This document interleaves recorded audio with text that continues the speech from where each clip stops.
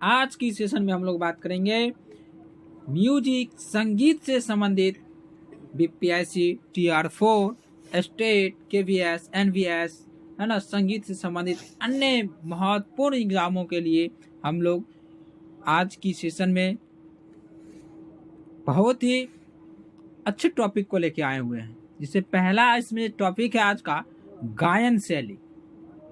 गायन शैली क्या है, जरा उसको हम लोग आज विस्तारित रूप से समझने का प्रयास करेंगे। संगीत को या किसी भी चीज को जब तक विस्तारित रूप से हम लोग नहीं पढ़ेंगे तब तक अच्छे से समझ नहीं पाएंगे। इसलिए आज हम लोग शुरुआत से और अच्छे ढंगों से समझने का प्रयास करेंगे। चलिए, पहला इसमें हमारे शास्त्रकारों ने, हमारे जो शास्त्रकार है वह संगीत के मुख्यतः दो भागों में विभाजित किए हैं। पूछा जाएगा शास्त्रकारों के द्वारा संगीत को कितने भागों में विभाजित किया गया है, तो संगीत को दो भागों में, कितने भागों में? दो भागों में बांटा गया है। एक संगीत है आपका मार्गी संगीत। कौन सा संगीत है? मार्गी संगीत। और दूसरी संगीत है देसी संगीत। फिर से सुन लीजिए, क्वेश्चन आपके एग्जाम में आएगा, संगीत के मुख्यतः कितने भागों में विभाजित किया गया है? तो दो भागों में किया गया है। तो संगीत दो प्रकार के हैं, मार्गी संगीत और एक देसी संगीत। मोक्ष प्राप्त करने का अब बात यह आता है, मार्गी संगीत होता क्या है नहीं, और देसी संगीत होता क्या है, इसके बारे में जरा समझने का प्रयास करेंगे। मतलब मोक्ष प्राप्त करने का मार्ग बताने वाले संगीत जो है वह मार्गी संगीत कहलाता है। कौन सा संगीत कहलाया? जो मोक्ष को प्राप्त करने का मार्ग बताने वाला संगीत को हम लोग मार्गी संगीत कहते हैं, और जो साधारण जनता द्वारा प्रयोग किए जाने वाले संगीत को हम लोग देसी संगीत कहलाता है। फिर से सुनिए, साधारण जनता द्वारा किए जाने वाले मतलब आम लोग जो प्रयोग करता है उसको हम लोग देसी संगीत कहे, और जो संगीत में मार्ग का मोक्ष को प्राप्ति के लिए मार्ग बताया गया उस संगीत को हम लोग मार्गी संगीत कहते हैं। हमारा संगीत देसी संगीत के अंतर्गत आता है, और हम लोग जो गाते हैं ना, बहुत सारे जो गाना गाते हैं वह सब संगीत किसके अंतर्गत आते हैं? वह देसी संगीत के अंतर्गत आते हैं। किसके अंतर्गत आते हैं? देसी संगीत के अंतर्गत आते हैं। देसी संगीत को गान भी कहा जाता है। देसी संगीत को क्या कहता है? गान भी कहा जाता है। याद रखिएगा, देसी संगीत को गान भी कहा जाता है। इम्पोर्टेंट क्वेश्चन है। तो देसी संगीत को क्या कहा जाता है? गान कहा जाता है। क्या कहा जाता है? गान कहा जाता है। मार्गी संगीत का प्रयोग गांधर्व, मार्गी संगीत का प्रयोग गांधर्व लोग क्या करते थे, है ना जी? मार्गी जो संगीत था, मार्गी संगीत का प्रयोग कौन करते थे? वह मार्गी संगीत का प्रयोग गांधर्व करते थे। कौन करते थे? गांधर्व करते थे। कौन करते थे? गांधर्व करते थे। और वर्तमान में आज हम लोग देख रहे हैं,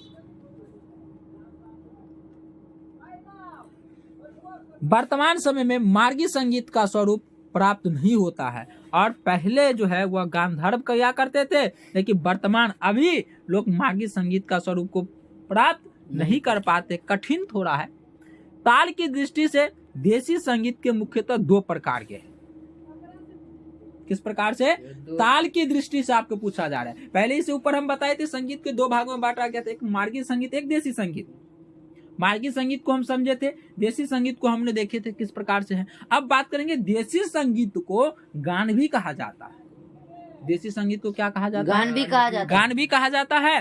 और ये देसी संगीत जो है ताल के दृष्टि से, किसके दृष्टि से? ताल के दृष्टि से। ताल के दृष्टि से ये मुख्यतः दो प्रकार के हैं, है ना? मुख्य कितने प्रकार के? दो प्रकार के। दो प्रकार के होते हैं। एक तालबद्ध संगीत होता है और दूसरा ताल रहित संगीत होता है। तालबद्ध का मतलब क्या होता है, ये बात को भी हम आगे समझेंगे, लेकिन अभी इतना समझो तो संगीत के मुख्य दो प्रकार होते हैं। ताल के दृष्टि से देसी संगीत के कितने होते हैं? दो प्रकार होते हैं। ताल के दृष्टि से संगीत के मुख्यतः दो प्रकार के होते हैं, एक तालबद्ध संगीत और एक ताल रहित संगीत होता है। अब ताल रहित क्या होता है, तालबद्ध क्या होता है, जरा उसको समझो। ताल में बधे हुए गान को, ताल में बधे हुए गान को देसी संगीत को निबद्ध गान कहा गया। क्या कहा गया जी? निबद्ध कहा गया। जो ताल में बंधा हुआ है, जो किस में बंधे हुए हैं? ताल में बंधे हुए हैं, नियम पर जो चलता है, देसी संगीत को उसे निबद्ध गान कहते हैं। कौन सी गान कहते हैं? गान कहते हैं। हाँ, जो बंधे नियम के अनुसार चलता है उसे निबद्ध गान कहते हैं। और ताल रहित गान को अनिबद्ध गान कहते हैं। ताल रहित का मतलब क्या होता है? जो नियम में नहीं बंधा हो, जो किस में नहीं बना हो? निबंध में नहीं बना, निबद्ध में, नियम में नहीं बना हो, उसे हम लोग क्या कहेंगे? अनिबद्ध गान कहेंगे। क्या कहेंगे? अनिबद्ध, है ना, गान कहेंगे। और जो नियम में बंधा हुआ है उस गान को हम लोग निबद्ध गान कहेंगे। जैसे आपको आता है देसी संगीत। बात समझ में? निबद्ध गान क्या होता है और निबद्ध गान क्या होता है, इसके बारे में भी आप लोग समझ गए? समझे कि नहीं समझे? तालबद्ध संस्कृत क्या संगीत क्या होता है, ताल रहित संगीत क्या होता है, ये बात को समझ गए आप लोग? ताल रहित गान को अनिबद्ध गान कहा गया और तालबद्ध संगीत को क्या कहा गया? निबद्ध गान कहा गया। कौन सा गान कहा गया? निबद्ध गान कहा गया। ये समझिए, बहुत बारीकी से, रट्टे मारने से नहीं होने वाला है। कहीं कहीं वीडियो आज ये देख लिए, कल वहां के देख लिए, इससे नहीं होने वाला है। मन को बांधिए और जो जो वीडियो हम दे रहे हैं आप लोग को और मन करता है यदि सर जी ये पढ़ाइए वो पढ़ाइए, आप कमेंट कीजिए। आपके लिए हम अच्छे अच्छे वीडियो लाएंगे, मोटिवेशन वीडियो, हमको ऊर्जा मिलेगा आपके लाइक सब्सक्राइब से, और वीडियो ज़्यादा से ज़्यादा आप लोगों के लिए बनाया जाएगा। अब है अनिबद्ध गान का केवल एक प्रकार है। अनिबद्ध गान का कितने प्रकार है? केवल एक प्रकार है। एक प्रकार है, जिसे आलाप कहते हैं। निबद्ध और निबद्ध गान के पूछेगा प्रकार कितने हैं? एक है, जिसे हम लोग क्या कहते हैं? आलाप कहते हैं। और निबद्ध गान के कई प्रकार हैं। याद रखिएगा, ये बहुत इंपॉर्टेंट क्वेश्चन है ये। और निबद्ध गान के केवल एक ही प्रकार है, जिसे हम लोग आलाप कहते हैं। क्या कहते हैं? आलाप कहते हैं। और निबद्ध गान के कई प्रकार हैं, जैसे वो बोलिए ध्रुपद, धमार, ख्याल, ठुमरी, लक्षण गीत आदि, ये सब निबद्ध गान है। कौन सा गान है? आपको एग्जाम में ऐसे पूछ देता है, बताइए निम्नलिखित में से कौन सा निबद्ध गान है। याद रखिएगा, इसको याद रखिए। ये तीनों चारों जो हम बताए ना, ध्रुपद, धमार, ख्याल, ठुमरी, लक्षण गीत, ये सब यह निबद्ध गान है। और इन्हें गीत भी कहा जाता है।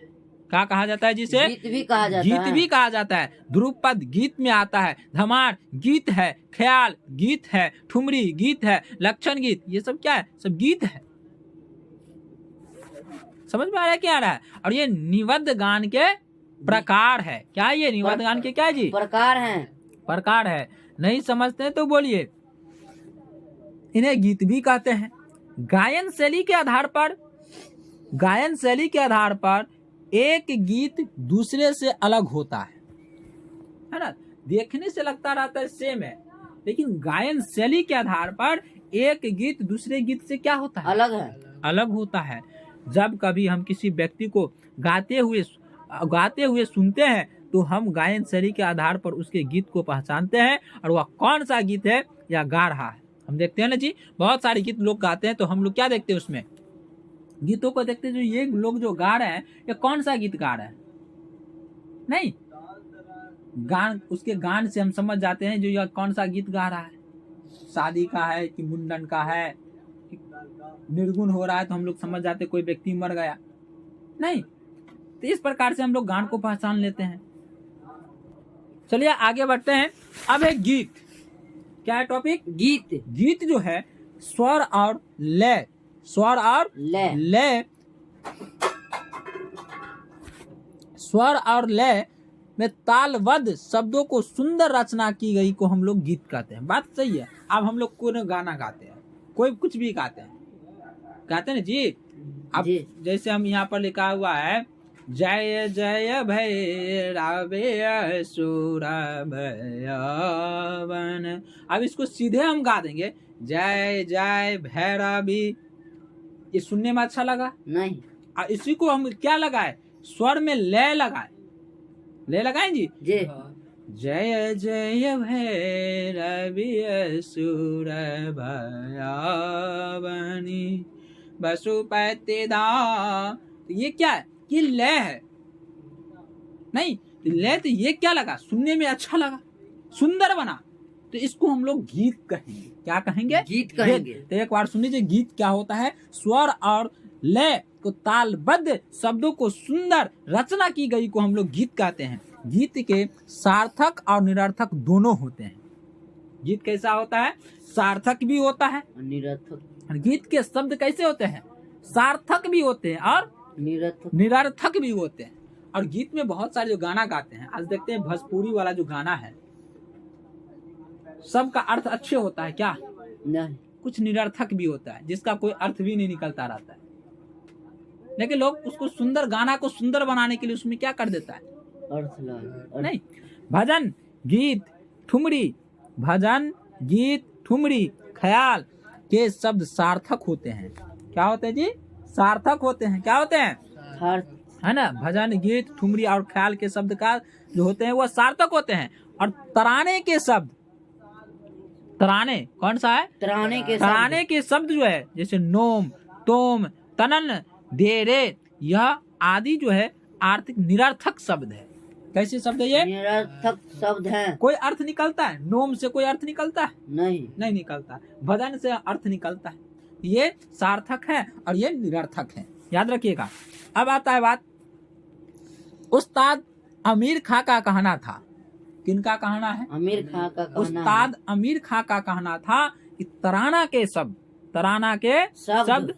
अरबी फारसी भाषा से लिए गए हैं। तराना का शब्द किससे लिए गए हैं? अरबी और फारसी भाषा से लिए गए हैं। और इनका भी अर्थ होता है, और इनका भी क्या कहा गया? अर्थ होता है। ये उस्ताद अमीर खां का कहना है। किनका कहना है? अमीर आखार का कहना हाँ, है। लेकिन यहाँ पर कहता है गीत में एक सार्थक शब्द भी होता है और निरर्थक शब्द भी होता है। अब है, प्रत्येक गीत को कुछ खंडों या भागों में बांटा जाता है। प्रत्येक गीत को क्या होता है जी?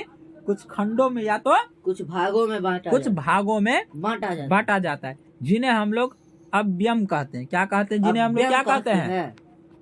अव्यम कहते हैं। जिन्हें क्या कहते हैं? अव्यम कहते हैं। प्राचीन ध्रुपद के 4 अव्यम पाए जाते हैं। पूछेगा, प्राचीन ध्रुपद के 4 कितने अव्यम पाए जाते हैं? तो प्राचीन ध्रुपद के 4 अव्यम पाए जाते हैं। कितने अव्यम पाए जाते हैं जी? 4 अव्यम पाए जाते हैं। वह कौन कौन से हैं?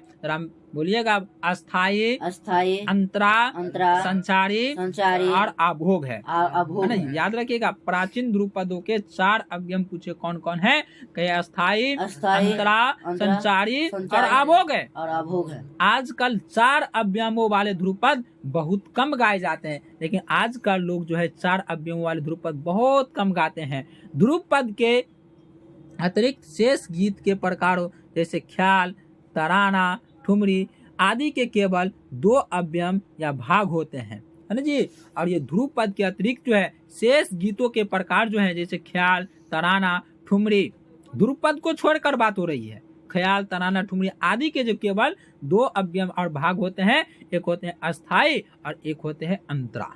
क्या होता है? एक अस्थाई और एक क्या होते हैं? अंतरा होते हैं। गीत की अस्थाई मंद्र। क्या होता है? गीत की अस्थाई जो होता है मंद्र और मध्य सप्तक के स्वरों, है ना। गीत की अस्थाई मंद्र और मध्य सप्तक के स्वरों में है, और अंतरा मध्य और तार सप्तक के स्वरों में होता है ना। याद रखिएगा। पूछेगा, गीत की जो अस्थाई होता है वह मंद्र में होता है। किसमें होता है? मंद्र में होता है। मंद्र और मध्य सप्तक के स्वरों में होता है। और अंतरा पूछेगा तो मध्य और तार सप्तक के स्वरों में होता है। मध्य और तार सप्तक के स्वरों में अंतरा होता है। अब गीत के प्रकारों का क्रमशः आगे हम विचार करेंगे। आज यहीं तक समाप्त करते हैं। अगले वीडियो में आपको फिर एक नए वीडियो के साथ और नए उमंग के साथ हम लोग मिलते हैं। तब तक के लिए आज यहीं पर समाप्त करते हैं। आप लोग पूर्ण रूप से बीपीएससी की तैयारी में लग जाइए, क्योंकि आपको नोटिफिकेशन आने की जल्द से जल्द इस बार आ जाएगा और समय बहुत कम दिया जाएगा। इसलिए आप लोग मेहनत कीजिए। और आप लोग, यदि वीडियो आप लोग को अच्छा लगता है, इस चैनल को सब्सक्राइब कर लीजिए, ताकि आपको बीपीएससी संबंधित हर वीडियो आप तक पहुंच सके और एग्ज़ाम आप क्वालिफाई कर सके। तब तक के लिए धन्यवाद।